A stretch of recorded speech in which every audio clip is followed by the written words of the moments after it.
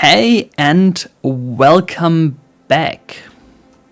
Last episode we went ahead and got ourselves a whole lot of source. We set up the Wixies to produce source in the alchemical source link, and this episode I want to go ahead and put this source to a good use. And I'm talking about Drygmys. So let's go ahead and figure out what we need to do to set up Drygmys over in this tower. We got a few Drygmy charms which can be obtained from wild Drygmys. That's like little shamans that are running around. And these Drygmy charms can be recreated like we did with the Wixies by using an enchantment apparatus. Because I want to produce 10 one after another, I'm going to use some hoppers to feed things back into these pedestals to make my life a little bit easier, as well as on this one. So what do we need? We need 3 sets of 10 source gems each. We need 10 fish, we need 10 wheat, seeds, apple and carrots, and then we just need the Drygmy tokens. So let this work, and as soon as it's finished I can take out the finished Drygmy charm and get the advancement Moose Dance. Let me quickly speed this up and we get all the charms. If you speed it up fast enough, it doesn't even do the animation. Alright. Here we have 10 Drygmy charms, and the other thing we need is, well, mobs. Drygmys can farm pretty much everything, every mob that has any drops. So we can farm cows, for example, that could stand around in the open, but we can also use containment jars to capture the mob. You can imagine like a little Pokeball. The animal or mob inside will definitely have a good time. There's no dangers ahead, and the Drygmys are known for a very thorough care of anything they are working with. So nothing will get hurt, nothing will be sacrificed for the Drygmy to work. So I don't want to see any comments about misuse of animals. Thank you. So, how does this containment stuff work? Well, first of all, we need some source. Second of all, we need a ritual brazier and a tablet of containment. I think I'm going to set this up somewhere over here. I can just activate this and hope that my Wixies are far away. And if I place down containment jars, first of all, nothing will happen, because thankfully my Wixies are far away. So everything that is a mob and that is somewhere near this ritual of containment will get captured in one of these containment jars. And now you know what these soul gems were for. Because I do have a bunch of things like sheep, breathe, a vindicator, a skeleton, a lost soul, a priest, a cow, and a turtle, which I realized too late doesn't actually drop anything, but seagrass, I think. But I can summon these here, wait a second, and they will be placed into the jar. And I can just do this for everyone here. The cow actually produces milk. Don't drown in your own milk, please. Please? Thank you. Okay, this is actually an interaction I didn't know about. That's fun. Alright. The priest will go in here. Which is, by the way, not just a priest. This is a legendary creature. Which is also a priest. The lost soul gets captured and will provide me with souls later on. A skeleton, which was the first thing I captured. Don't really need that. This Vindicator, as you can see, is an epic level. And I need one more jar for my Breathe, which is, by the way, also a mythic.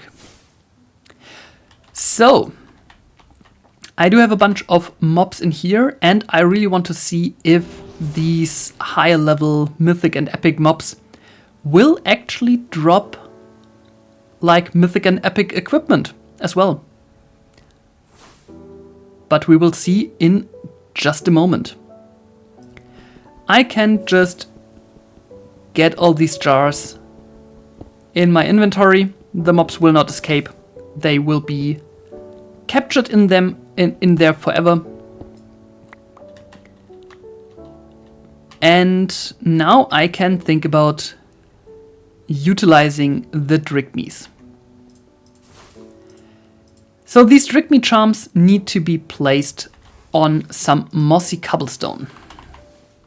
And if I get myself one of those, and also some trapdoors. So what I need to do is to place down the Drygmy on a cobblestone. And I also need to provide an inventory, like a barrel, next to that. So we will have, I think the barrel over here.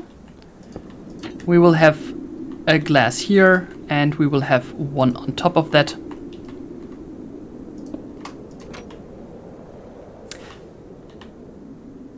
And let me quickly take a copycat panel, which will block this part here.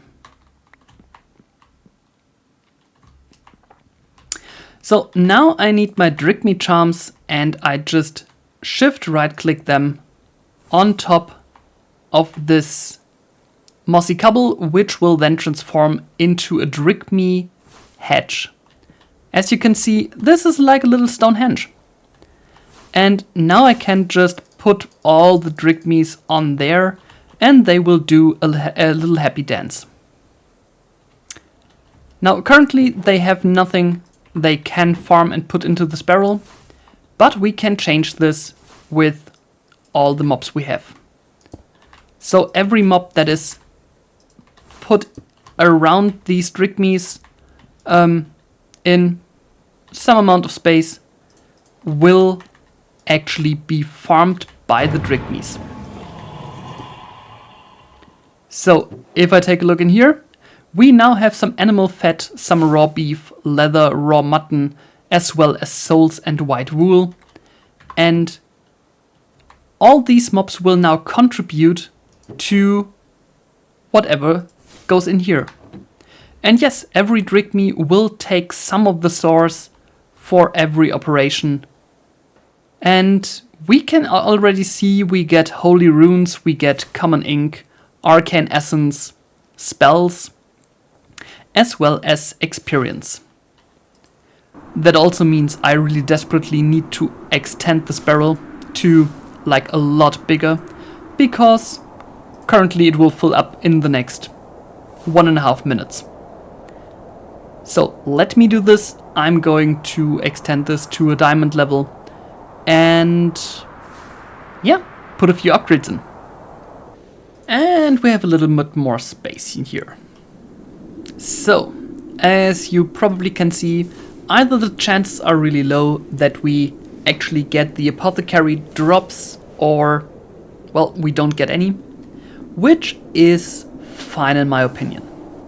What I think is another interesting thing is that we can not only capture things we want to farm here, but for example things like the cow, which gives us milk, unlimited, passively, which is nice, but also the demons from our occultism setup. So let me quickly go over there and capture our little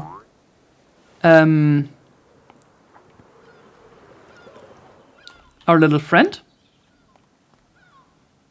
which seemingly has left. Somehow my demon friend is gone. That's not okay. Editor Guildford here. He is there. He was watching me all the time. He just doesn't show itself. So let me summon a new one.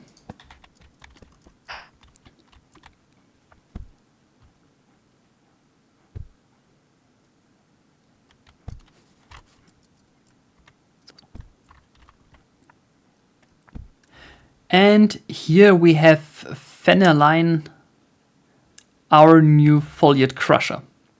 Now, obviously I can catch him with the soul gem from occultism, but thanks to a mod called Ars Occulta, I can also bring him up here, place down a containment jar,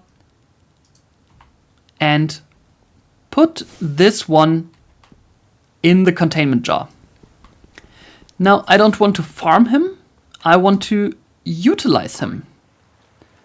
And how do I utilize him? Well, by giving him something to do.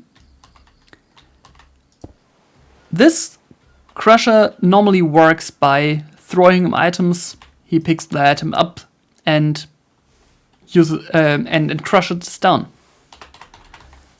If I, on the other hand, use a hopper, or two of them, and maybe a barrel, or two of them, I can go ahead and automate the whole process. So if I, for example, go ahead and take, I think silver, we have a bunch of raw, take half a stack of raw silver, put it into here, you might be able to see if it works. Oh, no, it goes cleanly through. Ah.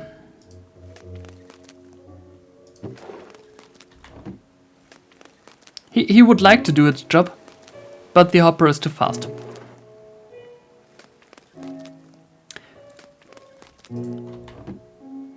I'll check what we can do here to, well, only get the crushed versions.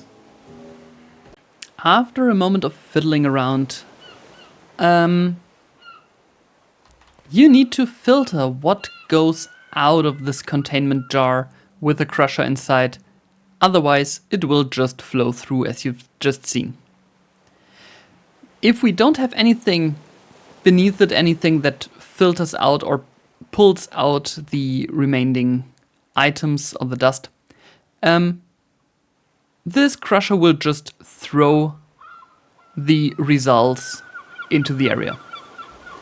What we can do is just put a spruce barrel down, or any barrel, and put in an advanced pickup upgrade, which just picks up items that are dropped in the near vicinity, and this one will collect everything that this containment jar produces. So this is the smallest version of the crusher, and I want to and I need to, because we do have, I think in the Dark Arts? Dark Arts. There's a quest to obtain 6 times ore duping, or 6-tupling, which is done with the highest tier of this demon. And I want to get those. I really want to get my most efficient setup for working with ores. And to do that, let's quickly take a look in here. There is the line of crushers. We have the Foliate Crusher, the Genie Crusher, the Aphrid, and the Merit. This, in the end, will give us 6 times our duplication. But let's start at the beginning. The next one we can summon is the Genie. And for that, we need the Ritual Orphix Calling.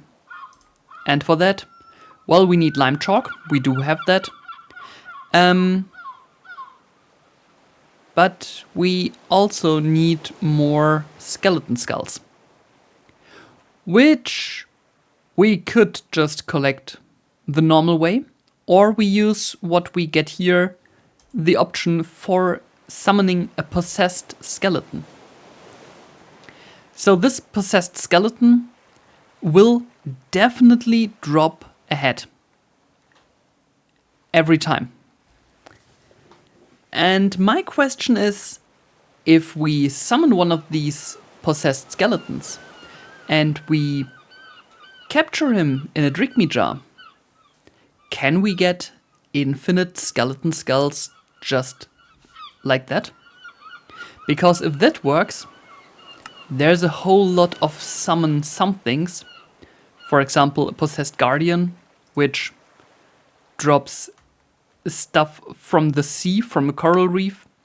There is possessed zombie piglins, possessed bees, even possessed phantoms or wardens. Maybe we can use that to generate a lot of different items. So that's what I want to check. So let's go with this summoning of a possessed skeleton.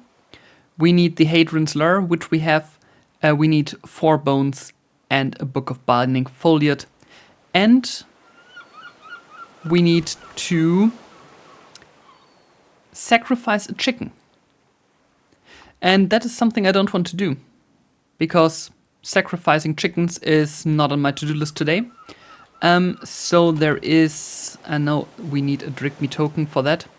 There is an item which is called the Sacrificial Altar.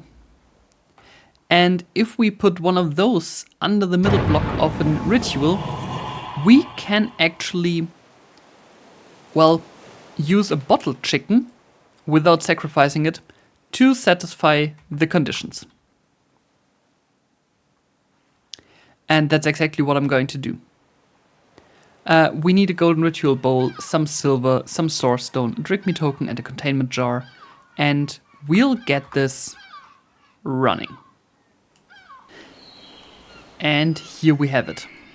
The sacrificial altar is down here in the middle. I really hope it works that way. I put our containment jar with the chicken over here, as well as a full source of mana, a full source jar of source. And now we can use this Hadron's Lure to summon us a possessed skeleton. I need 4 bones, 1, 2, 3, and 4, and we need a Book of Binding Foliate to summon us a possessed skeleton. And here we can see it did cost us a few points of source, but the chicken was substituted, and my chicken is well and alive. Hi, chicken. And it laid an egg.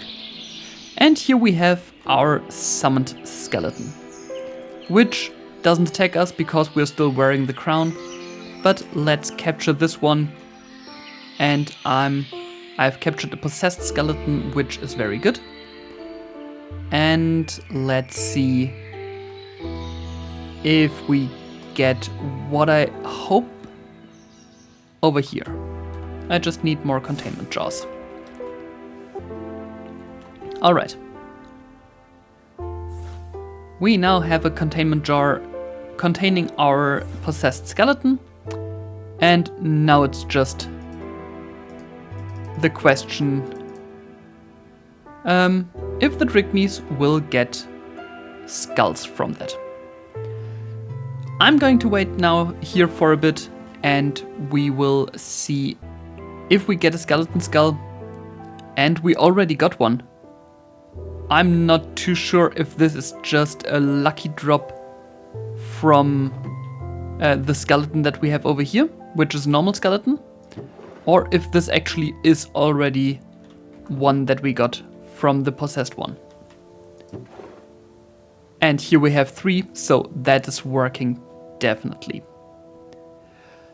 So yeah, as you can see, the farm is running very nicely. I'm going to sort out all the spells here. But we also got 2 everlasting beefs. We got a bunch of arcane essence, animal fat, which we can use, as well as beef and mutton and so on, without any animals getting harmed. So I think this is already a big win.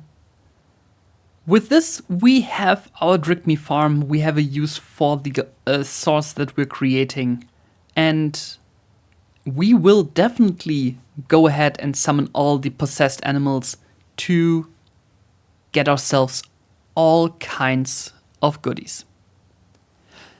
Next episode, I will work towards getting our R6 tupling, as well as catching a total of 30 animals and mobs in containment jars, which is also one of the tasks.